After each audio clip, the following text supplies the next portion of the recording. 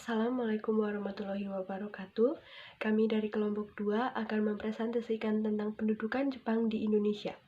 Mari simak videonya.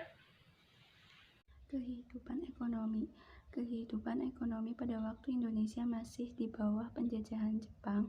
Sistem ekonomi yang diterapkan adalah sistem ekonomi perang.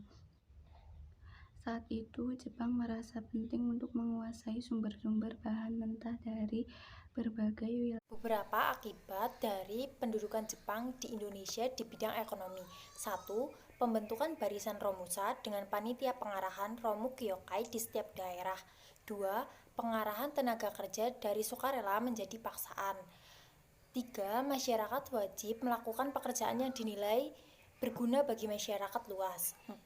Objek vital dan alat-alat produksi dikuasai dan diawasi ketat oleh pemerintah Jepang. 5. Barang-barang keperluan hidup sulit didapatkan karena jumlah yang sedikit. Kedatangan Jepang ke Indonesia.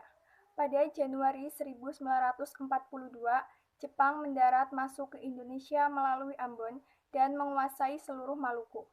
Meski pasukan KNIL dan pasukan Australia berusaha menghalangi, tetapi tak mampu menahan kekuatan Jepang.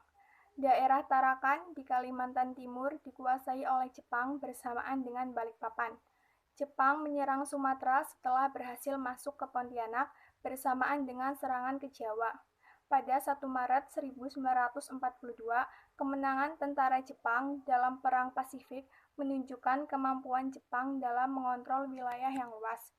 Setelah daerah-daerah di luar Jawa dikuasai, Jepang memusatkan perhatian untuk menguasai Jawa sebagai pusat pemerintahan Hindia Belanda. Bangsa Indonesia pada masa kependudukan Jepang. Kondisi kehidupan bangsa Indonesia pada masa kependudukan Jepang mencakup beberapa aspek, di antaranya yaitu aspek ekonomi, budaya, politik dan militer, sosial, dan juga pendidikan. Yang pertama, aspek sosial. Pemerintahan Jepang saat itu mencetuskan kebijakan tenaga kerja Romusa. Pengerahan Romusa menjadi sebuah keharusan bahkan paksaan. Hal tersebut membuat rakyat kita menjadi semakin sengsara.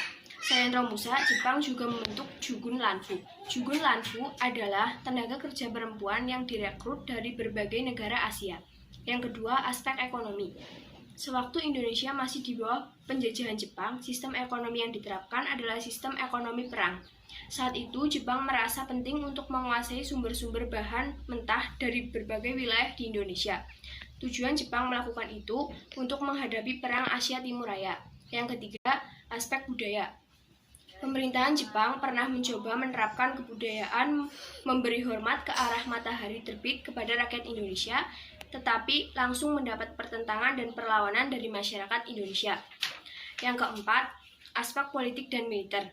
Pada masa pendudukan Jepang, pemerintah Jepang selalu mengajak bekerjasama dengan golongan-golongan nasionalis. Jepang mengajak kerjasama golongan nasionalis karena Jepang menganggap bahwa golongan nasionalis ini memiliki pengaruh besar terhadap masyarakat Indonesia. Yang terakhir, aspek pendidikan. Sistem pendidikan Indonesia pada masa pendudukan Jepang berbeda dengan masa pemerintahan kolonial Hindia Belanda. Pada masa pendudukan Jepang, semua kalangan dapat mengakses pendidikan. Sedangkan pada masa Hindia Belanda, hanya kalangan atas atau bangsawan saja yang dapat mengakses pendidikan. Akan tetapi, sistem pendidikan yang dibangun oleh Jepang itu memfokuskan pada kebutuhan perang. Respon bangsa Indonesia atas penduduk Jepang. Jepang pada mulanya diterima dengan penuh semangat oleh rakyat Indonesia. Jepang dieluk-eluk sebagai saudara tua, yaitu dipandang dapat membebaskan dari kekuasaan Belanda. Di mana-mana terdengar ucapan basai-basai, selamat datang, selamat datang. Rakyat percaya bahwa kedatangan Jepang untuk kemerdekaan terus menggerakkan dukungan rakyat Indonesia. Jepang mengizinkan dikibarkan bendera nasional Indonesia, merah putih, dan dikumandangkannya lagu kebangsaan Indonesia Raya.